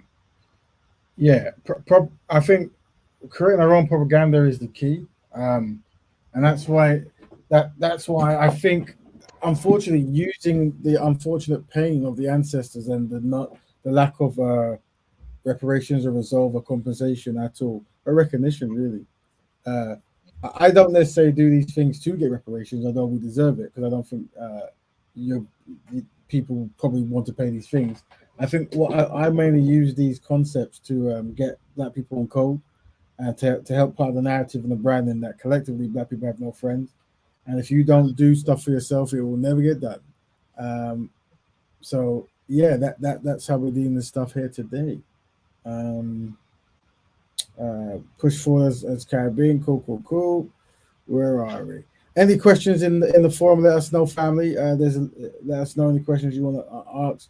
This week's topic is: do Black people prefer symbolic gestures over tangible ones? This comes from the Prince and the Princess of the UK going to Jamaica and the Caribbean, and many of the Caribbean islands saying we want reparations. And a couple of weeks later, months later, we have a statue in Waterloo to highlight the windrush era. For those who know, the windrush was a time where the Caribbean people came over, the most skilled Caribbean people came over to help build up the UK in the, I don't know what, 40s, 50s, 60s, I don't know, along that kind of time, right? So what we're saying is, unfortunately as well, many of the windrush generation was sent back as well. This is quite recently. The papers were destroyed miraculously, and people who haven't been to the Caribbean since they were teenagers or kids were sent back for one reason or another after working in the UK all their life. And this was a topic a few months back as well. So yeah. But once again, like I said, the whole motivation of this show is what can we do to market Black Betterment to the people? What could we do? Could we use the past traumatic issues that we've gone through to help Black people synchronize? One of the things as well is how to read data. I think most Black people, they don't like reading data, and how we read data is by looking at how are Black people doing financially, how Black people doing economically, what is the mainstream perception of Black people, who is controlling the mainstream perception. Do Black people control in certain environments their wrong representation?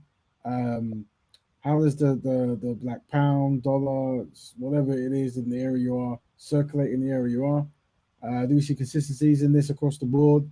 If there's consistency, is this something that Black people just do, or is it there is some other forces going in? Also, we want to observe the amount of Black people who are dedicated to undermining Black progress. You see some here sometimes, and at speakers school sometimes, where it's like there's dedication there. And then we look at certain data to see, like, how is Black love being practiced? Is the mainstream representation of the Black man, the Black woman? We know that on average the Black man is with the Black woman, but do we see that on adverts? Do we see that on shows?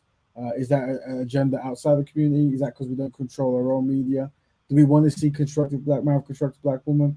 Is this a silly topic or not? We want to know. We want to work together to see if there's any value there.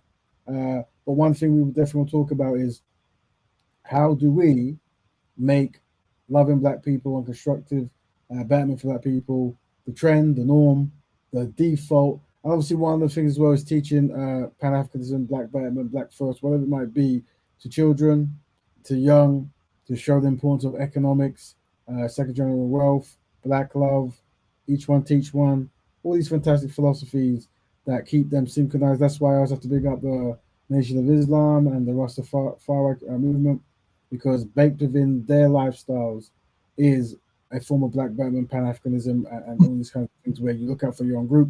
Because if you don't bake it into the things you're doing, i.e. lifestyle and stuff, the chances are the mainstream will condition you to go against that. I think last week, for those who didn't catch it, not that I watch these kind of shows myself, but there was a show about, it's called Love Island, for those who don't know. And what it is they had two they had 4 black people on the show, 2 black men, 2 black women, and I think they let the audience vote for the first time. This is a new concept apparently in the show for who they should be together, and I think the audience voted that they want the black man to the black woman, and it happened twice. And this was this happening was a big problem for many people. There were outraged, like this is like backwards. This is the thing, like whenever a constructive black man or black man goes black woman, we definitely want that to be a good thing. And anywhere where we see that's undermined, we need to definitely go against that. Definitely. And I think we can mirror that with the same show. One of the black men was talking about he had a same gender loving experience with his friend who was male. And this was praised as amazing, great, super good. So there is an issue where a black man going for a black woman is seen as wrong, bad, racist, or whatever, and all the words that came out, while a black man wanting to have a sexual relationship with his friend is seen as good. This is what we promote, good stuff. Surely we can see that there's some new marketing going on there. That's why when we look at today's do black people prefer symbolic gestures over tangible ones, even though we recognize these statues as a tangible gesture, we still have to praise and use discernment to say it's good that we see black man, black woman, and child together in a symbolic representation of the black family, because it's important. Unless I'm wrong. If I'm wrong, let me know. I'll tell you what, brother Raven, you've definitely come with a good idea. They should be like a target of what you should head for. So, for example, let's say you've got like different types of products, right? And let's say within an hour, the target that you have to reach 60. And those who are trying to reach 60, and there's going to be those who are understanding how to market to get to 60. And then you got the ones who are not doing successfully. And what we should do is show the ratio of why they haven't been succeeding. So in other words, than that, right? The ones who are marketing the target, they're using symbolic gestures that's going to benefit African people. So we should definitely every week show the ratio. Okay, in that neighborhood or in that city, the ratio of symbolic gestures of helping black people was approximately 80%. And then we should do a ratio of the ones who were lacking behind, the ones who are using symbolic gestures, like, for example, using non-African people to work in their businesses, thinking that's going to bring it in, or some form of non-African gestures, which downplays black betterment. That should all should be shown. And we give the differences, and then we put like, you know, we reward the ones who reach the target, and the ones who hasn't. What we don't do is we don't emotionally attack them. What we do is we show the examples which you briefly did before of the reason why you lack, because the symbolic gesture what you use is affecting your dopamines and allowing you not to progress effectively, if that makes any sense.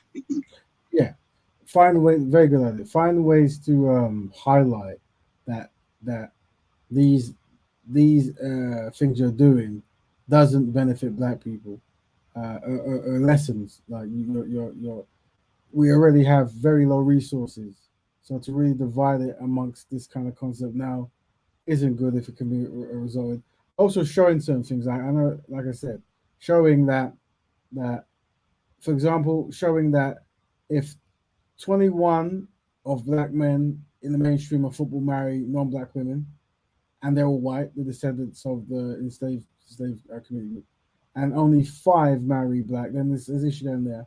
And obviously today's 39 versus 7. That's why we say there might be a value in media to actually promote black men Yeah, who marry black women like this, right? that's right. Targets. Yeah, targets So is yeah, yeah. Because if we are, as I said, the Honourable Marcus Garvey, we have to sell the product of being black to our people. So we should yes, definitely yes, show the targets who's been successful this week. Like Speaker's Corner, who was on yes. code, a ratio of those who were with you on Sunday, and the ones who, and then, you know what I mean, Brother Raven, in economics and all the fields, man, ratios definitely needs to be done every week. Every week. I agree. I agree. And for those who are watching now, what we're doing at the moment is we're saying a concept of why don't we try to give an award or a social award or a visual award on where we all can share certain things. Where whenever whenever we see black, for now this will be football or sports, whatever. Marry a black woman, we celebrate that concept because of black economics, black love, and just educating the black people how black people are produced, because sometimes we forget how black people are produced, and we do that. And right now, I'm calling it the Regis Award, or the Regis Award, Regis. Sorry, and the reason I'm saying that is because the history of football in England, if I can find it, for those who don't know, where are we? Football. The first black person played for the English football team in the 70s, and I think that brother who was, I believe his name was Viv Anderson. I could be wrong. I think Viv Anderson was the first. However, he didn't marry a black woman, so we're going to give the first name of the award to the first black football player who married a black woman, who was, for those who don't know, it was Cyril Regis. This brother here. There's a big picture of him.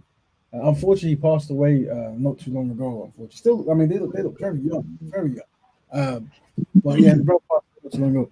But yeah, so we're thinking of if we can have these kind of campaigns where rather than talking nonstop about, like, obviously the date of, unfortunately, 39 versus 7, which is quite disproportionate.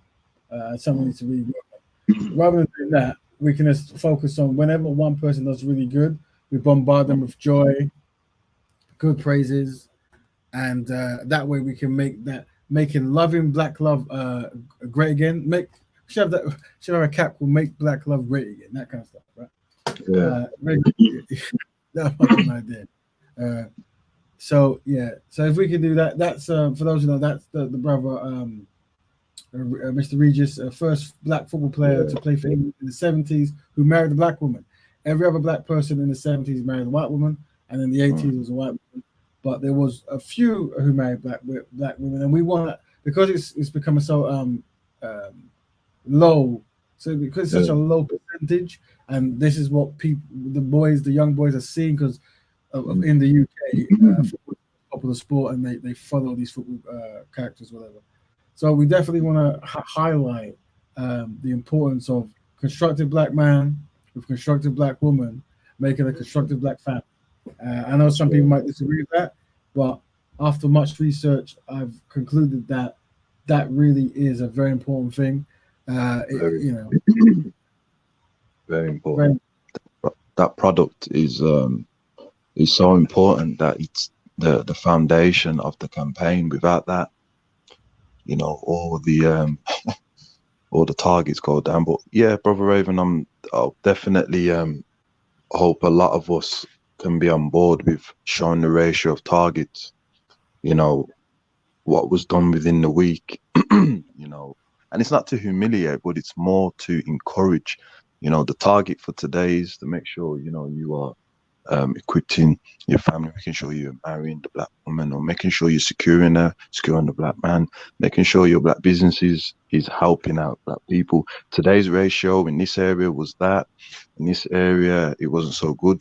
And then, you know, these little reminders, man, because we're living in a digital world, man, and if we are campaigning, we must use campaigning tools, marketable tools. And you're very brilliant at that anyway, I can tell that you're very versed in understanding economics as well.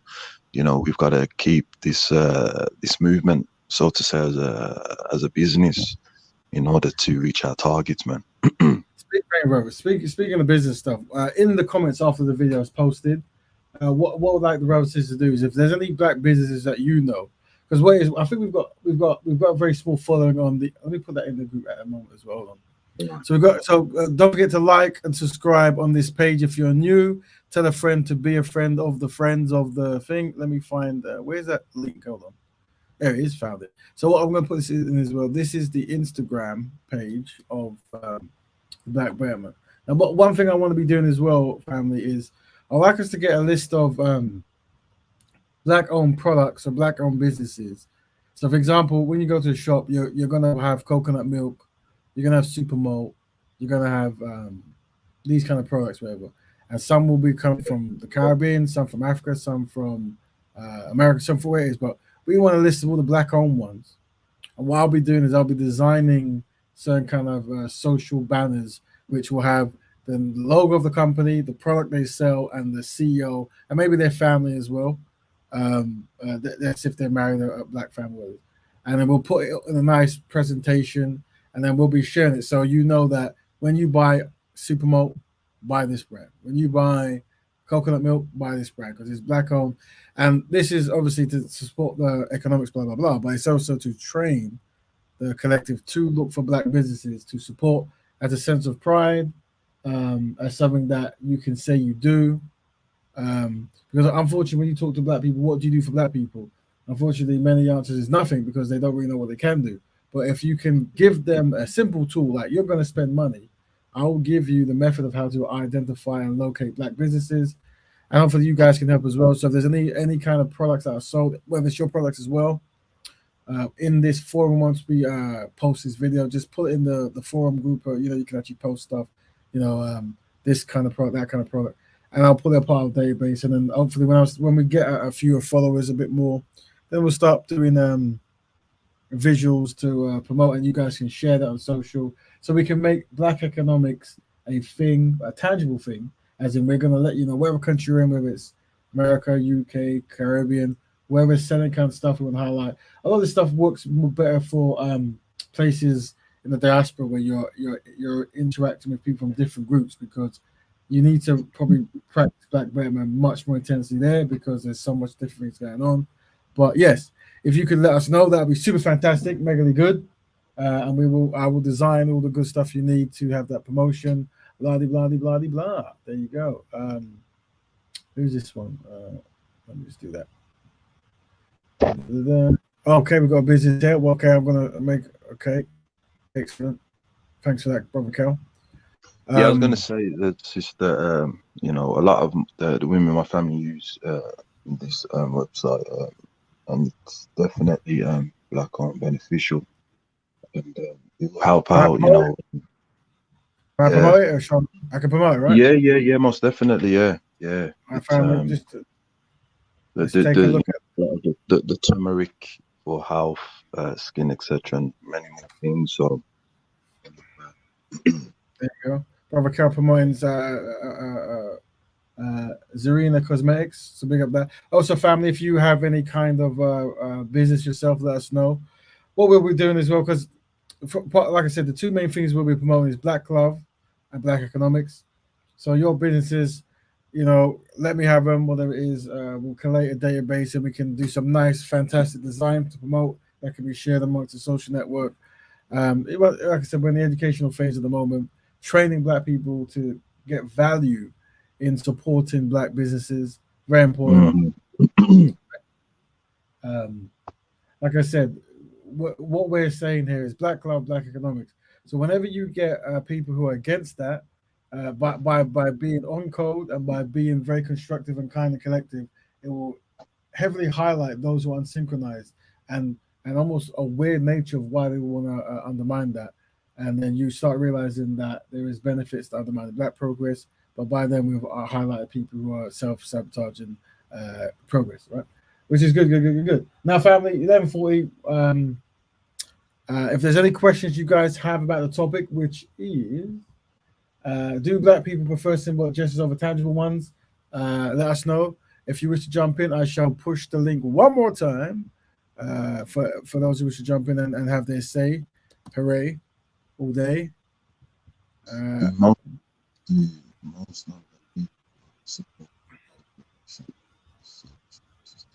That's very interesting, man. Did you mention that before? Because do most non-Black people not support reparations? I don't, you know, for them to support the reparation. I've said this many times before, Raven. On a political, scientific level, we have to give each other the reparation while we're waiting for the reparation. I agree. I agree. Well, how I interpret what you're saying there is, yeah, we have to practice self-development first, and just like how the Japanese, when they were lost the war, when they became like an economic electronic power hub, they could demand that they were only trade with America once they started fixing some of the mistreatment they had during the war when they put them in dedicated concentration camps and this kind of stuff, right? So yeah, no, I hear that. Well, that's how I interpret that, but yeah. But also, for those who are in the chat and you have a problem with the Black Betterment, which is based upon, and all due respect to Brother Raven, political science and that, can you name for me your tribe that has defeated white supremacy, regained back the control resources on the African continent, created a Pan-African military base to protect the African Americans, and also restored back the economics in the Caribbean and protecting the Africans in Europe? If they've done that, I will relinquish my Pan-African badge. But if they haven't, respectfully, hold your peace and get organized. Yeah, so like I said, as we know, Black people come from many different ethnic groups, people groups, and nation groups, and all sorts, right? And I personally, if you are from any cultural norm where there's things you practice culturally, and by all means, you do what you're doing, but definitely there is a value in Black people collectively coming together across borders, across ethnic groups, to work on things. I'm not saying that you can't represent your country and cultural norms and have dedicated programs for people for your country, blah, blah, blah. That's good. But generally, it comes down to how do we collectively operate and work together. That's something we can talk about for guests and stuff. Do Black people prefer just a time? So, family, it's now 11:43.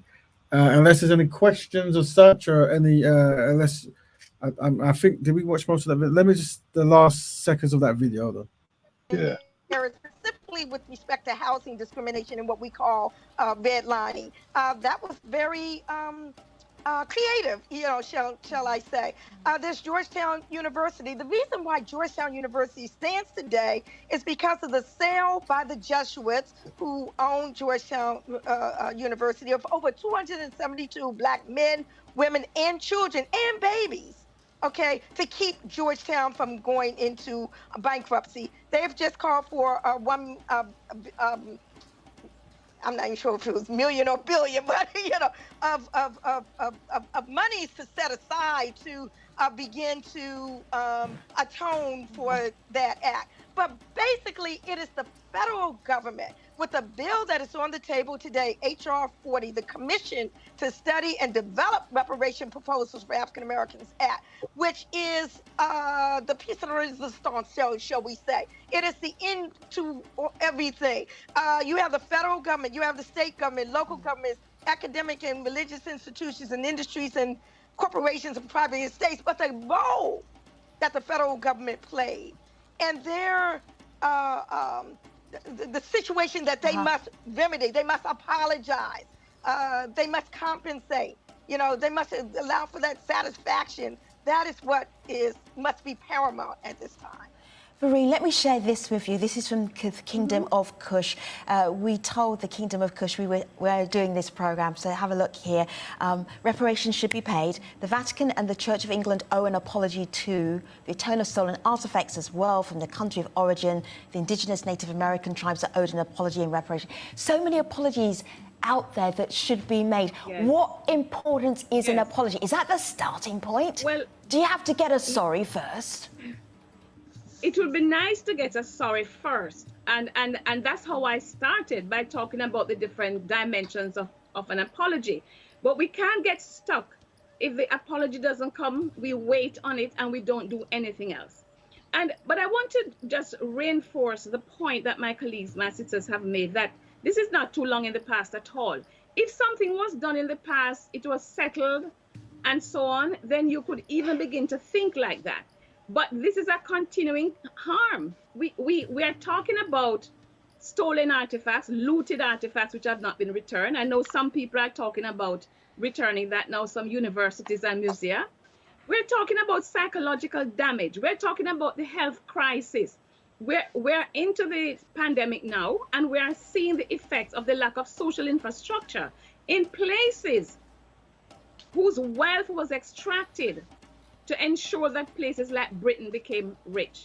We are talking about the legacies with which we are living, and we are saying that the debt has not been paid, the accounts have not been settled, and therefore we have to carry on. All right, Vareen, so I'm not debating with you, but what I am wondering about is you cannot have this dialogue alone. It can't be you, Nikichi, Esther, the community of people who believe in reparations. What about the former colonizers? The Caribbean states have written to European former colonizers. Sometimes they reply to you, sometimes they don't. They do not want to have anything to do with reparations. How do you move forward? What do you do? That's why we have to do what we're all doing in the movement globally.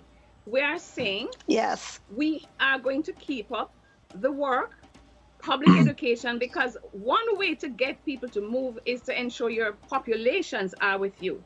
And therefore, public education is quite important. And we are also saying, if everyone who has been colonized, if you're living in a colonized state, you must look around you and see the impact of what Europeans did. Therefore, you do have doubters within our space as well. But we are trying to mobilize so many people, indigenous people. There are some Caribbean politicians who do not believe that reparations will ever be paid. They just don't believe it. Well, I think they are working towards it, though. You do. That's another thing. So the enemies of black people are probably not going to ever want to do that. However, the reason why black Betterment is important is because by building up your economic structure, getting more power collectively, you then be able to actually make more demands. Right now, there is no need for anyone to uphold anything because there is no collective power. So that's why black Betterment is important. You have a CARICOM reparation commission. You have a prime ministerial subcommittee, and everyone is working. You have individual politicians who are themselves making some inroads. For example, Antigua Barbuda, Prime Minister Brown is making inroads in terms of Harvard and Oxford. So there are multiple tracks is what I'm saying. Don't forget, family, once this video is posted live, feel free to go into the forum group and promote any economic business that you have or any black-owned based company that we can collate into a database so I can make posters and stuff to share on social network so we can draw attention towards black-owned businesses. Haiti is asking for restitution. This is what France did to stymie the development of this country that has been such a beacon in terms of revolution and the struggle for rights. So we can't drop even if we get weary. I always say emancipation, quote unquote, the end of African enslavement, the Manganese, it took centuries. Our ancestors didn't even know when they were fighting and getting hanged and burned and everything that it would end. They kept on. Our generation has a responsibility to take the torch and carry on. That's a good word, responsibility. Very good word for us to use. Even if it looks difficult. I'm just going to put... even if it looks difficult. Very good quote. So It's very agitate. Nikita, let me just put this to you. This is from Scott Carney. Just so you can debate, because you can't debate amongst yourself because you all agree. Scott I love this sister. Maybe she's just playing European Africa. Scott Carney says, I don't think they're pay the former colonizers. Financial compensation for historical abuses seems unlikely. Nikichi, go ahead, pick up. Yeah, no, I just want to say we need to agitate, educate, and organize. The global movement, we're in a global movement right now. It is because of CARICOM. Because of what CARICOM did, it inspired us in the United States. When our reparations movement was at a low, it inspired us in 2015 to form the National African American Reparations Commission, modeled off of the CARICOM model. And it really created an upsurge. What happened just recently with Michelle Bachelet and the UN High Commissioner and the like, what it did was it caused the U.S. Secretary of State, Anthony Blinken, to issue an invitation, a formal invitation for the UN Special Rapporteur on contemporary forms of racial U.S. racism to come to the United States. So what happens in one area has an impact on what's happening in other areas as well. So it's part of this global movement. Fam, we're going to end in 9 minutes, so any questions, let us know. Unfortunately, we are near the end, believe it or not, of the decade of U.S. decade of people of African descent. That went so fast. I remember the beginning of that decade. Where did that decade go? We're halfway. Yikes. Not finished yet. Yikes. All right, guys, let me just play in one more comment. This is from Professor Darity. He makes a very convincing argument for reparations. He also mentions something called redlining, which our audiences outside of the US, all you need to know is it's about housing discrimination applied often to people of colour. Here is his, as far as I'm concerned, very convincing argument. Have a listen, have a look. The case for reparations for Black American descendants of U.S. slavery extends well beyond the atrocity of enslavement. In particular, one has to take into account the nearly century-long period of legal segregation in the United States, coupled with upwards of 100 massacres that took place from the end of the Civil War into the 1940s that resulted in massive loss of Black lives, but also the seizure and appropriation of Black property by the white terrorists. And then in the post-civil rights period, we still have ongoing atrocities, including mass incarceration, police executions of unarmed Blacks, and sustained discrimination in housing, credit, and employment markets. I am going to say, Nikichi, Vereen, and Esther, you are fired up. Thank you so much for being on the stream today. I will see you next time. Take care. Thank you very much, sisters. There you go. Well done. So, family, we are at the end of the Black Betterment Broadcast. Any last words, Brother Kel? No, brother. It's just except for the what's the name. You know, we should do targets. Yes. Most definitely symbolic gestures of the correct way and the symbolic gestures of the incorrect way to find out and, you know, accumulate how we can, you know, effectively reach the targets. Thank you, Brother Cal, for your country this week, as usual. Thanks a lot. And so until next week, family, practice Black Betterment. Hopefully I might go to Speed's Corner, might not. Don't know how it is now. But yeah, stay tuned to next week, same time, same place, 10 p.m. Betterment Broadcast. Share this, follow the Instagram page. But until then, see you guys. Goodbye. Thank you very much. Da-da-da.